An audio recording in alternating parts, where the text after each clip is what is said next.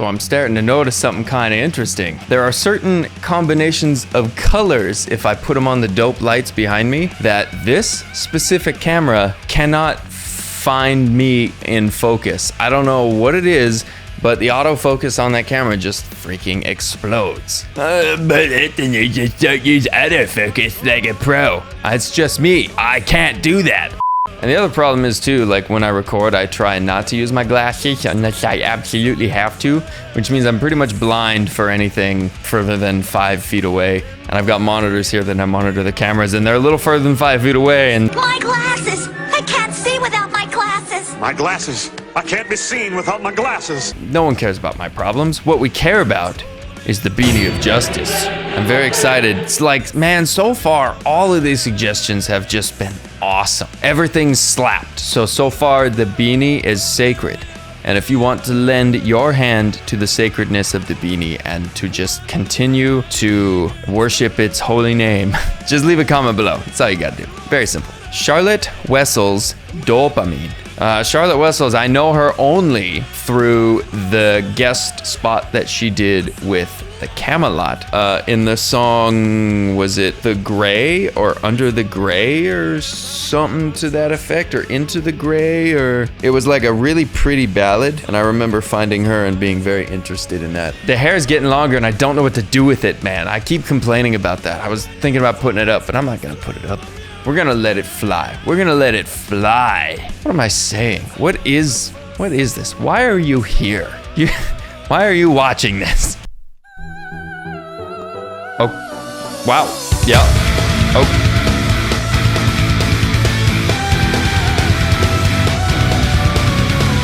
That was a lot. Okay. I understand. Colors don't look as bright as they used to. Nice video, very vibrant.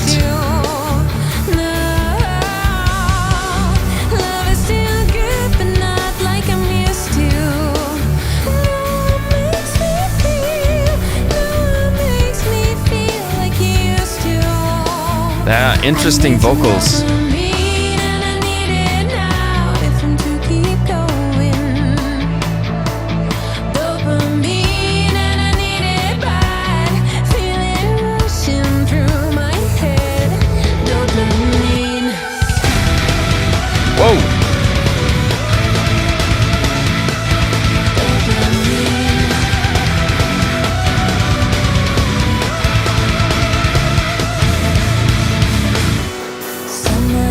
Cool.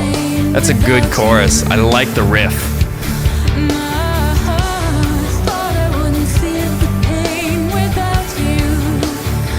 This is like a major. You don't normally hear happy verses.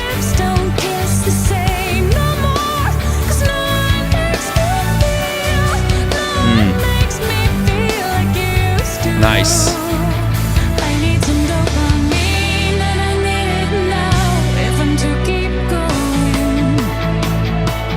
Nice. Ah, the piano. So good. Every band should have piano.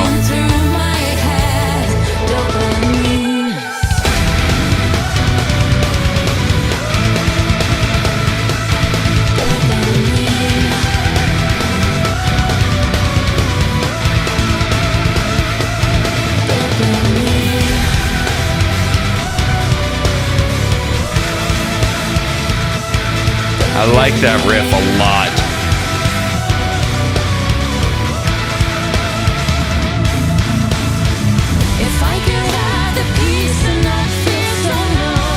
I like that riff a lot.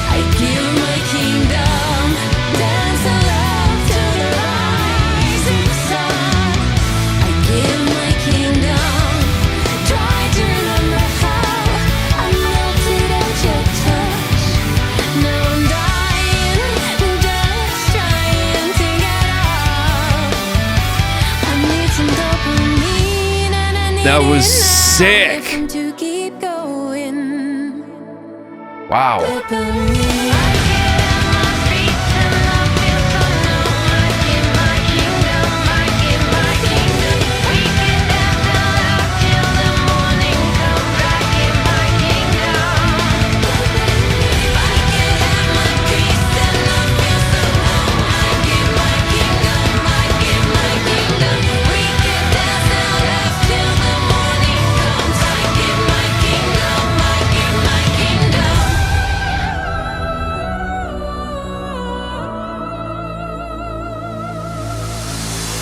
Holy bejeebus.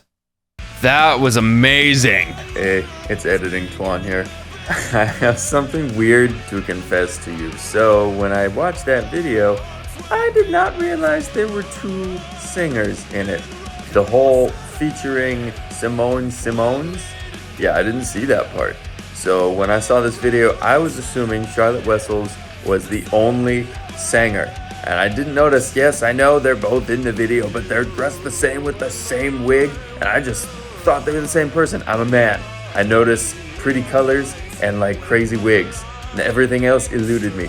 So when I say like it was crazy about how the singers switched their techniques, or how the singer switched her technique like that so much, yeah, that was when they were switching singers. That's why the techniques switched so much. So there's that. But even like when it was both of them in the camera at the same time, they were leaning against each other.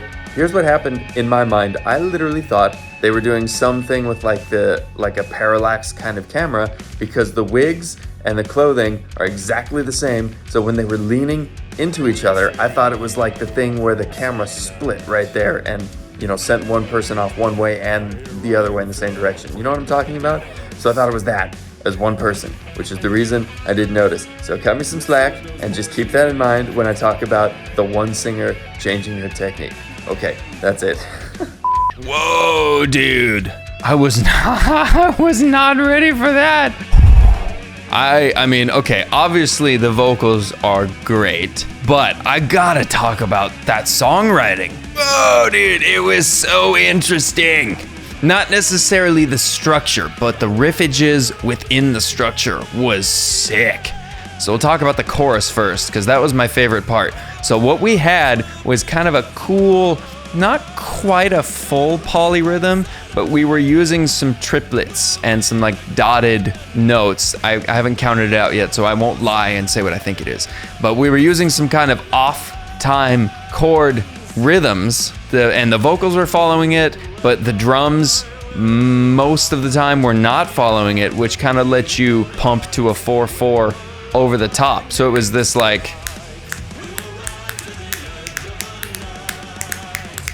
it was like a 3 nested within a 4, or not nested within, but it was 3 and 4 in the same meter. So you have like a 1, 2, 3, 4, 1, 2, 3, 1, 2, 3. Sorry, so a 6/8, not 3/4, a 6/8 within that same kind of 4/4. 2, 3, 4, 1, 2, 3, 4, 5, 6. 1, 2, 3, 4, 1, 2, 3, 4, 5, 6. Does that make sense? So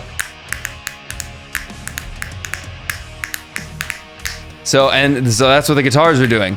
Dun dun dun dun dun dun dun dun dun dun dun dun dun dun dun, or whatever it was, which is so interesting, because at least for me, when you're head bopping to 4 but 6/8's going over the top, it just feels groovy. It just grooves its balls off, and that was so cool. Not to mention the guitar tone was extremely metal.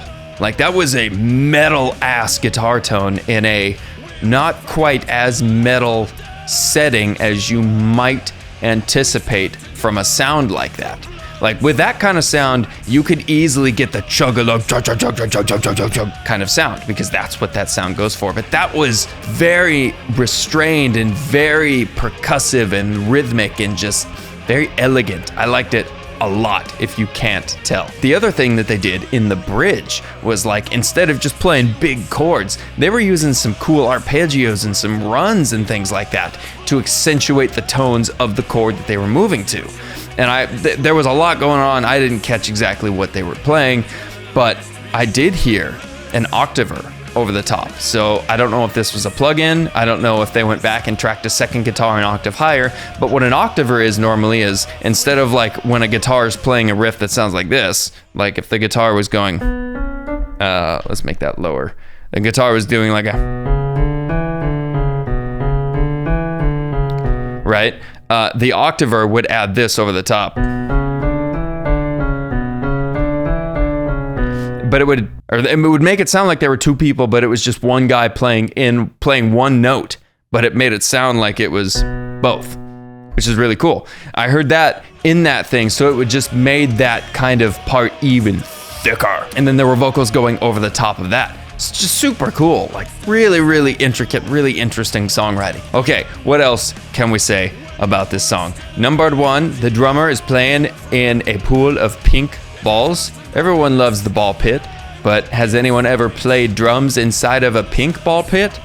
Now they have. That was cool. The video itself, just, I am a sucker for big, vibrant videos, because normally kind of in the middle seat everything is dark and black and dingy, and everyone wears their black band shirts and they stand in either in a forest or in front of an abandoned warehouse, and they just play the song, and it's sad and it's evil and angsty, you know, and it's always kind of a nice breath of fresh air when you get something like this, where it's, the song isn't necessarily happy or whatever, but I mean, maybe the song is, it's called Dopamine, but the video itself was just nice and vibrant with big colors. Her hair was bright pink, and all of the scenes with all the musicians were like these nice, vivid, metallic colors. It was nice, it was pretty. I liked it quite a bit. Did you notice the bass player playing a dingwall? You know who else got a dingwall? Me! He was playing this, but it was orange, and I think it was a 4 or a 5 string. Mine has 6, so mine's better. Just kidding. You just don't often see dingwalls, and so when I do, I'm just like, oh, it's a family member. So man, that was really cool. All right, let's talk about her voice. Now, her voice was not placed in one consistent spot throughout the song. She was moving and changing and flipping and doing all kinds of stuff. It began, and what I noticed was it was more in kind of the pharyngeal, twangy kind of area instead of down here like this, like a lot of the female symphonic metal vocalists do. Which is not a knock. It's not a knock. This is just kind of what you can typically find. I'm taking stereotypics here for this. She was more kind of in the Miles Kennedy kind of like wah placement. It was up here instead of down here, until she flipped up into the real high falsetto stuff. And then it went right back here. Ooh, like right, right down in here. It was good 8. I really like it when, singers can move their timbres around depending on what the song calls for. I can tell you what, going up real high like that and keeping things placed here kind of sounds like a kind of gets really whiny. So you either really have to get some real nice resonation up in here and get like a kind of a sound, or you can just move it down here and get a nice. I hope you could hear the difference. Point of it, that was more in my whistle register than my head voice, but the theory is the same. So yeah, that was really cool. She was moving stuff around, and she had some really interesting ways that she was singing too, like rhythmically, I mean. So like in the chorus, there were some times when she was following the guitars, doing the dun dun dun dun dun dun dun dun dun dun. Sometimes she was following that, other times she was not, and she was kind of singing on 4/4 along with the drums. It was really interesting. It just kept things fresh and new and exciting, and as you could tell, I was a big fan. I'm gonna have to look up a lot more of this. I'm gonna have to look up a lot more of everything that I analyze, man, because all this stuff's just so freaking good, and there's too much of it that I just can't naturally get exposed to it. I require YouTube to do that, so help me broaden my horizons and comment down below, would ya? If you know what's good for ya. Oh man, well thanks everybody for sticking around to the end. I hope that made a lot of sense, and maybe you learned something, and if you didn't, it gave you lots of ammo to leave some mean ass hate comments. If you did like what you saw, I'd appreciate a subscribe. We're just, still kind of building up the channel. I sing for 2 bands, play guitar in a 3rd. All the info is in the description below. On this channel, I kind of do, since it's just me, I do whatever I want. I tend to do like one-man band style covers where I play all the instruments and sing and mix everything myself and do the video and everything all in this space on my own because I have no friends. Sometimes I just, want to do a singing cover, other times a guitar cover. It's my channel. I can do whatever I want. So if you want to stick around for that, a little subscribe and maybe the little bell diddly do. You know how it is. Until next time, get out.